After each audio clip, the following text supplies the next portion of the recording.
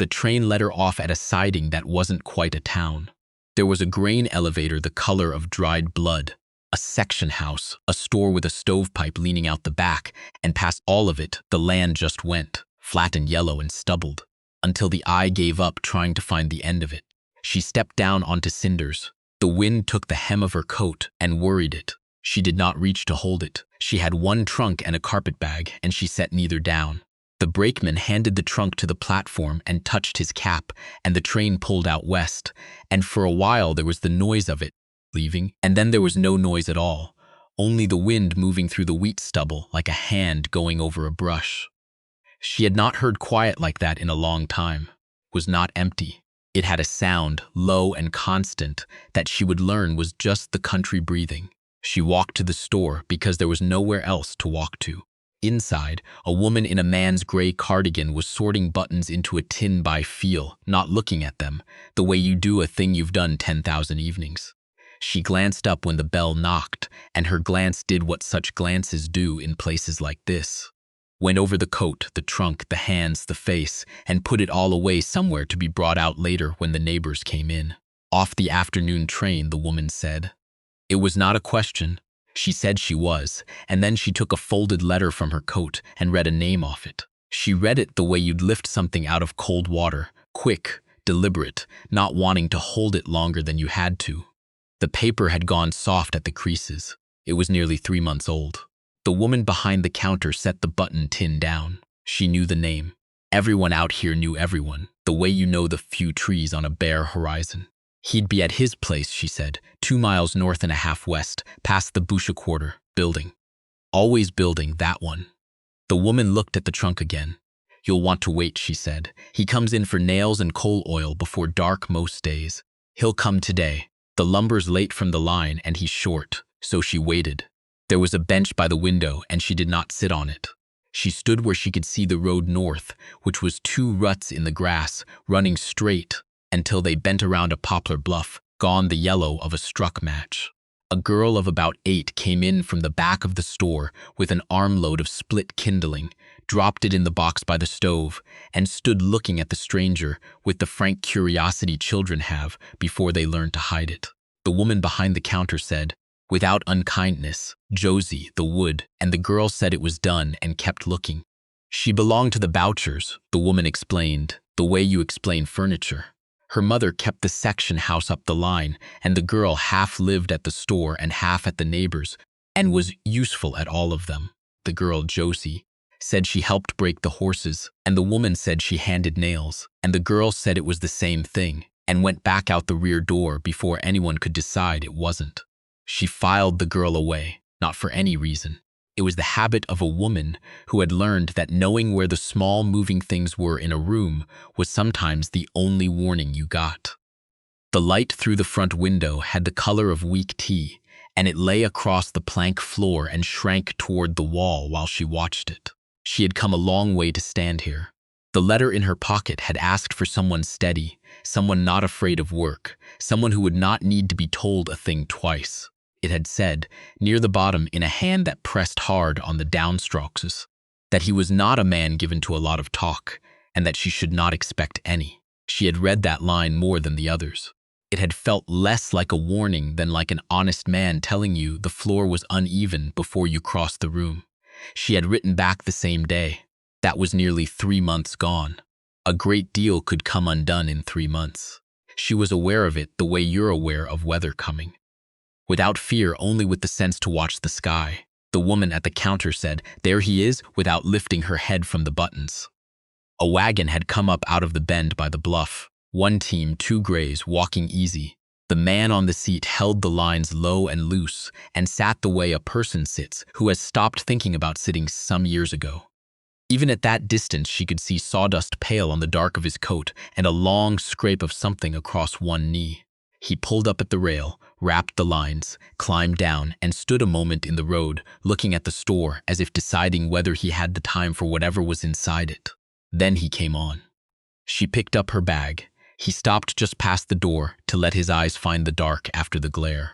He nodded to the woman at the counter, a small thing, 2 people who'd done it 1,000 times, and then his look came to her and stayed. He was taller than the letter had made him in her mind. There was gray starting at the side of his head, though she'd have put him no older than herself. And his hands, when he took his hat off, were a working man's hands, split at one knuckle and not bandaged. He looked at her without performing anything, not measuring her for use, just looking, the way you look when you're trying to match the person in front of you to the one you'd built out of paper and 3 months of waiting. She let him do it. She decided on the train she would be honest about that much at least, that she would not pretend she hadn't done the same thing herself. Off the train, he said. Same words the woman had used. Out here they got handed around like that, worn smooth. She said she was. Long ride, he said. He didn't ask it. He set it down between them like a man laying a plank to see if it held weight. She told him how long. 2 days and a night, and a wait at the junction where the eastbound was late, and nobody could say how late. She told him plainly, no complaint folded in, and something in his face eased a little, not into a smile, just out of whatever it had been braced into. That's the line, he said. It runs how it runs. He bent and took up the trunk, and she noticed he glanced first at the bag still in her hand, made sure she had it, that she had something of her own to carry, before he lifted the heavier thing. It was a small accounting. She didn't know why it registered the way it did. It just did, and she set it on the shelf where she kept such things. The woman at the counter said, I'll tell the Bouchers you're settled, to no one into the room, the way a town narrates itself to itself. He held the door. Outside the wind had gone down with the sun the way it does on the prairie. All at once, like a held breath let go.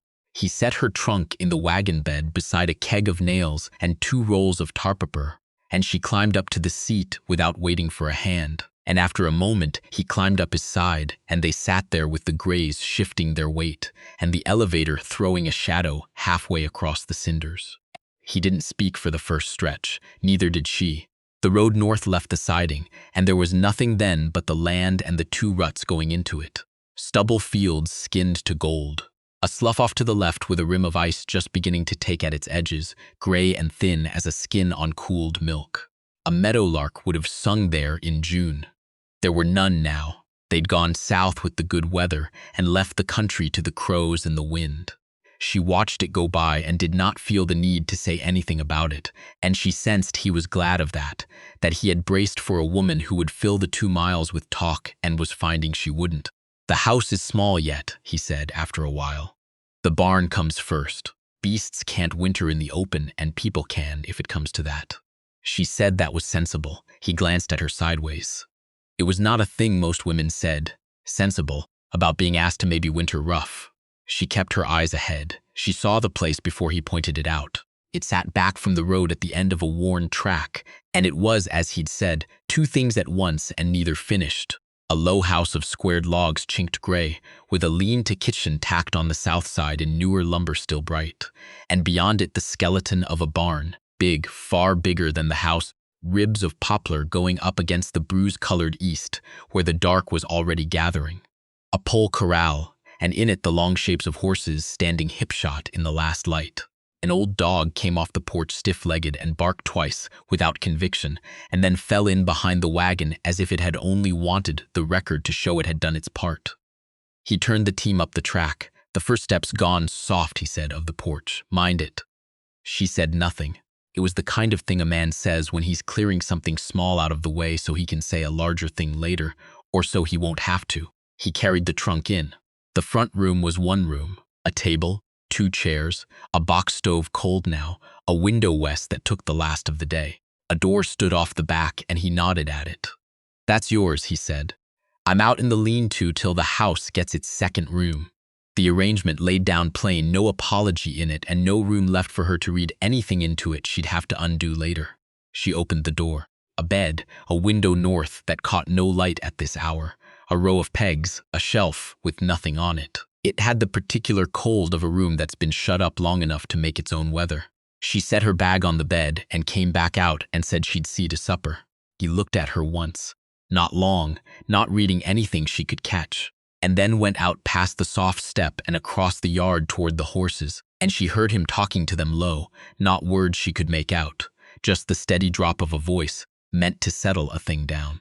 She found the matches in a tin by the stove and flour in a barrel, and a side of salt pork on a hook, and a sack of frozen potatoes by the cold north wall. She left the potatoes. There wasn't time to thaw and fry them before full dark. She cut the pork instead and found a pan worn down to black glass and set it on the heat. And while it took, she looked the kitchen over the way you do a place you might have to live in, counting what was fixed and what could be shifted. 2 plates, both plain, both washed. 1 cup with a hairline crack and 1 without. A dish towel folded over the oven door in a fold so square it could only have been done the same way 1,000 times by a man who'd stopped seeing it as a choice. He came in when the smell of it reached the corral. He washed at the basin without being told and dried on the cloth, and she set the plate in front of him and sat across with her own, and they ate without talking. The wind had found a gap somewhere in the eave and made a sound there that was almost a whistle, and never quite got to be one. She watched him eat the way a man eats who's eaten alone a long time. Not fast, not slow, just clean through, with no idea anyone was watching. She was watching. Not with anything she'd have given a name to, just learning the place. When he finished, he set the fork down and looked at the plate before he looked up. Good, he said. She didn't answer right off. The word was small, and it was true, and she was deciding whether to let it land or step past it, and she stepped past it. The bread'll be better tomorrow if I can bake, she said, if there's flour to spare. There's flour, he said. He carried his plate to the basin and left it. That much was hers then. He took his hat off the peg. Frost tonight, he said, looking at the dark in the window. Hard by the smell. I'll be late with the team. And he went out. She stayed at the table longer than she needed to. The lamp was low and made the room the color of honey. The old dog had come in at some point and lain down against the warm side of the stove, and now watched her from there with its chin on its paws, deciding nothing, the way old dogs do. She washed his plate and hers and stood them in the rack. And then she stood at the cold window and looked at the bones of the barn going black against the last of the light, and at the horses and at the small moving shape of the man among them. And she thought, in the practical, unfrightened way she thought about most things, that she would see what was here, and then she would decide. In the morning she was up before him and had the fire going, and the coffee on before the window had gone from black to gray. She had not slept much. The bed was strange, and the cold came up through the floor, and she had lain listening to the house tick and settle, and the wind try the siding. And when sleep wouldn't take all the way, she'd gotten up and made herself useful, which was the only thing she'd ever found that worked against a night like that. She heard him come from the lean-to, boots on first, the particular weight of him on the boards. He stopped in the doorway. He didn't say anything about her being up or the coffee already poured.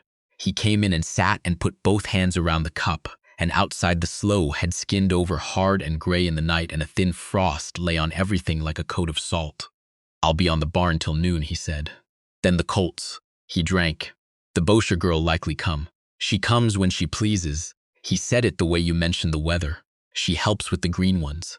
She's got soft hands for it. Don't pay her mind if she talks. She'll talk the ear off a stump and not mean a thing by it.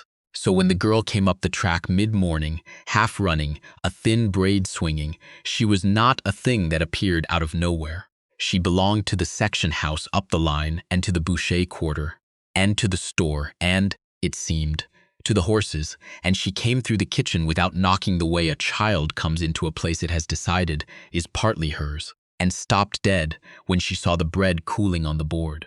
You bake, the girl said, as if it were a magic trick. She said she did. My mother bakes Saturdays, the girl said. She's got too many of us to bake more. There are 6. I'm the 3rd one and the only one who likes the horses, so I come here, and he gives me a nickel, or sometimes a nail if there's no nickel, and I don't care about the nickel. She said all of this in one breath, and then took another and looked at the bread again. He doesn't bake, she said, with the satisfaction of someone laying down a winning card. He burns it. He burnt it so bad once the dog wouldn't. She cut the girl a slice and put butter on it, and the girl ate it standing by the stove and talked, and she let her. And somewhere in the talk she learned the shape of the place, that the man had come out 4 years back and proved up his quarter the hard way, alone, that there'd been a wife once back east, before, that nobody said much about, that he was building the barn big because he meant to winter a string, and break and sell come spring. That the lumber for the house's second room was sitting at the line, waiting on a freight that kept not coming. The girl told it all without knowing she was telling it. The way children spill a house's whole history while they're after a second slice of bread. She gave her the second slice. The first days went the way she'd meant them to, which was quietly. She baked and the bread came out lopsided the first time, because the oven ran hot on the right and she said so and he said nothing. And the next morning she set the loaf differently and it came out true. She mended what wanted mending. She found a wool blanket eaten through at one corner and turned the corner under and bound it so it would hold. And she hung the kitchen rag where it would dry instead of sour. And she pulled an old grain sack out of the gap under the back door where the cold came through and packed the gap with a cloth she'd hemmed for it and burned the sack. He watched her do that last from the porch and didn't say anything. But the next evening she found he'd nailed a strip of leather along the bottom of the door so the cloth would have something to seat against. She hadn't heard him do it. She'd only opened the door against the wind and felt it hold where it hadn't held before, and understood. That was how it went between them. One of them noticed a thing. The other did it. No one said it out loud on either end. It was, she thought, the most words either of them had ever managed. She came to the horses by watching. She'd carry water out at mid-morning and stand at the corral rail with the pail and watch him work a green colt in the round pen, a leggy bay with a wild eye and a habit of throwing its head. He never hurried it. He'd ask a small thing and wait, longer than seemed reasonable. Longer than she'd have waited until the colt gave the small thing, and then he'd stop asking and let it stand. And the colt would lick its lips and lower its head an inch. And she understood she was watching something get built that had nothing to do with lumber. The girl, Josie, would perch on the rail and call out things, and he'd say half a word back, and the colt would startle, and he'd say her name once, low, and the girl would go quiet and grin and not be sorry, and the work would close back over the quiet. The frost came harder each night, and the slough went from gray skin to white plate. And one morning he stood at the window with his coffee and said the barn had to be closed in and the loft hayed before the first real storm. And that was 10 days off if the weather held, 8 if it didn't. He said it the way he said all of it, flat and accounting. And she found sitting across from him with her own cup that the number sat in her oddly. 8 days. 10. She had always been quick at that kind of arithmetic. How much she had, how far it would carry her, how long before she'd have to choose. She'd run those sums her whole life, the way some people checked a latch twice before they slept. Not out of fear exactly, only out of the habit of a woman who'd been caught once or twice by an ending she hadn't counted on. She ran them now without meaning to. 8 days. Then the barn would be closed, and the work that needed to would be done. And a man could winter a string alone if he had to, the way he'd done everything else alone. She set the cup down. Outside, a crow went over, complaining, and was gone. He was watching her in the way he had, not pressing it. You went somewhere, he said. It was the nearest he'd come to a question she didn't want to answer. The barn, she said, instead. The big door. You'll want it hung before the loft's full, or you'll be lifting it over the hay. He looked at her a beat. Then he nodded, and the conversation went back to the day, and she was grateful he was the kind of man who let a turned-away thing stay turned away. What broke it open was the colt. It was the bay, the leggy one, on a gray afternoon, with the light gone the color of pewter, and the first snow not falling but threatening, hanging in the air like a thing deciding.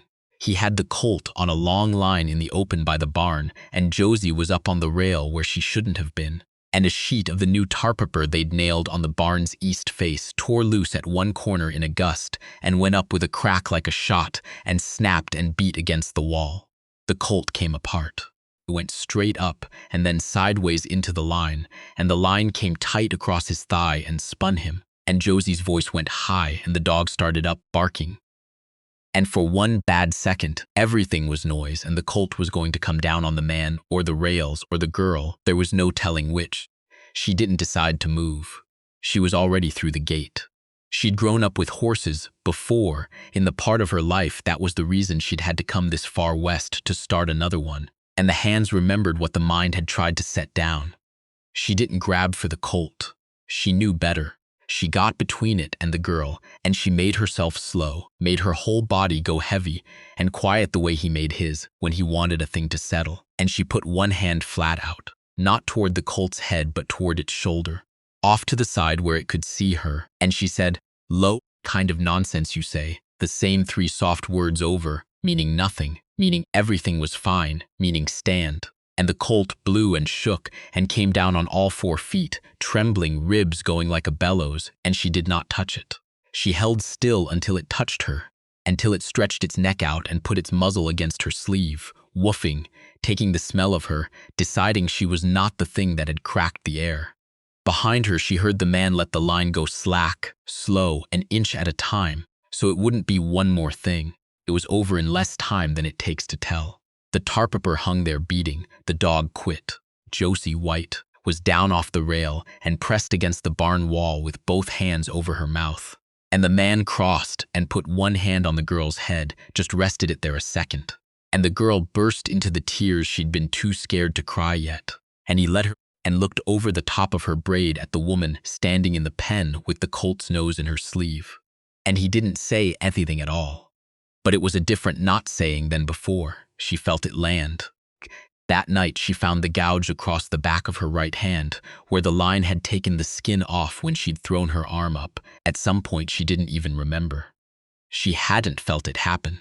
She washed it at the basin, and the water ran pink, and she covered it with her other hand out of an old habit of not letting a hurt be seen.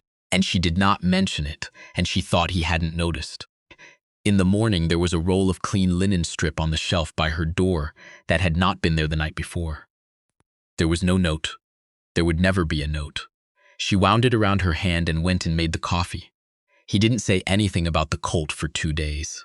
Then on the 3rd morning, low into his cup, he said, "You've handled stock." She said she had. Once. "You didn't ask," she said, and there was no edge in it, and he almost smiled, she thought, or the thing he did instead of smiling, which lived mostly around his eyes.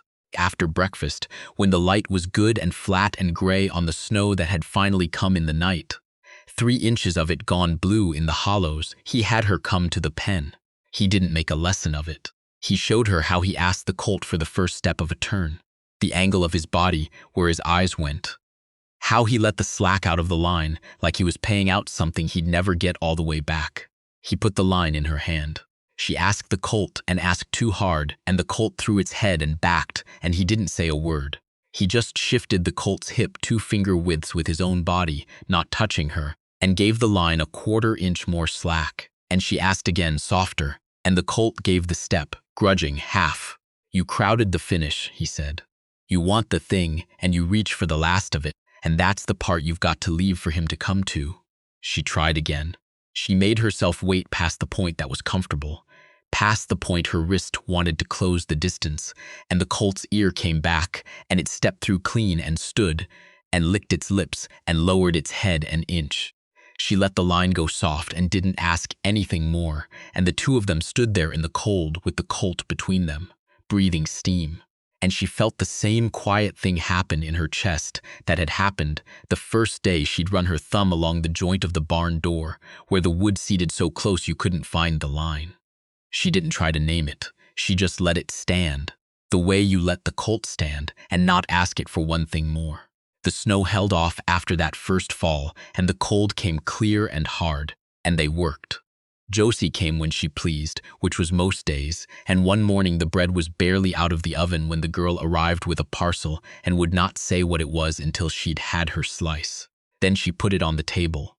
A jar of Saskatoon preserves, the lid sealed down under wax, dark as a bruise and sweet. Her mother had sent it, the girl said, for the lady who didn't let the bay come down on anybody. And then, fast, before she could be thanked, the girl said there was something else and dug in her coat and put down a pair of mittens, child-knit, lopsided, one thumb longer than the other. "I made them," the girl said, "and they're not very good, and the wrist's wrong, but they're yours." And she was out the door and across the yard to the corral before any of it could be answered. She stood holding the mittens and did not know what to do with what they made her feel. She had not been given a thing made for her by a hand that meant it, in longer than she wanted to count. She set them on the shelf by her door next to the linen strip, carefully, the way you set down a thing you've decided to keep. He came in for water and saw the jar and the mittens both. She likes you, he said. She doesn't know me, she said. She knows you're here, he said. She knows you stay. He took his water and went back out, and she turned that over the rest of the day and did not get to the bottom of it. The evenings had a shape now that neither of them had set out to make. The coffee when he came in cold, the hour after supper when the light went and the lamp came up, and they sat on opposite sides of the one table with whatever wanted doing. Her mending, his pencil going down a column of figures or sketching the line of a thing he meant to build. The dog by the stove. The silence between them, not the empty kind. She'd catch herself listening, in the quiet, for the small sounds the barn made settling onto its sills. And she'd realize she'd started waiting for them the way you wait for the last of the rain to quit after a long storm, when it's already over and you just want to hear it stop.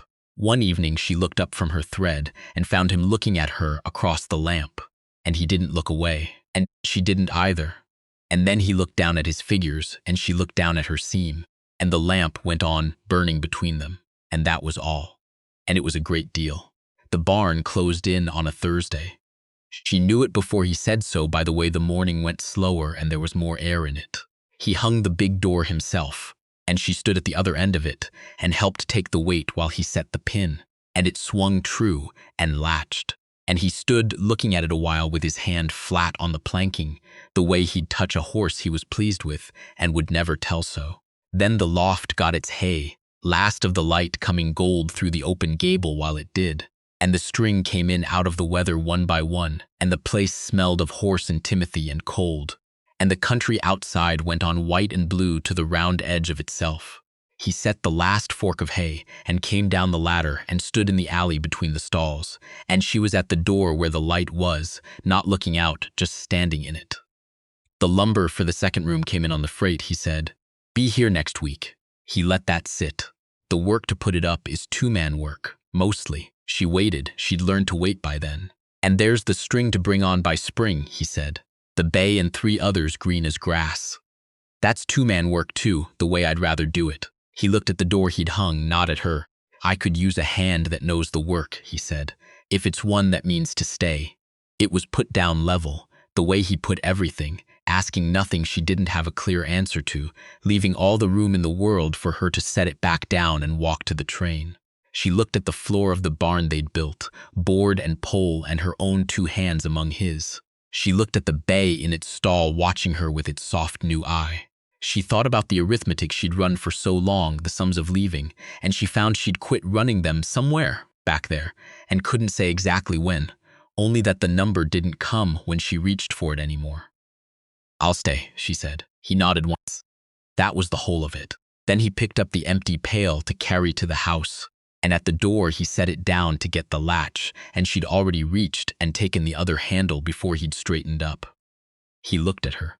She looked out at the yard, at the snow gone blue in the hollows, and the smoke standing straight up off the chimney in the still cold, at the long white country that ran out past the slough and the bluff and the siding to wherever it ended, if it ended.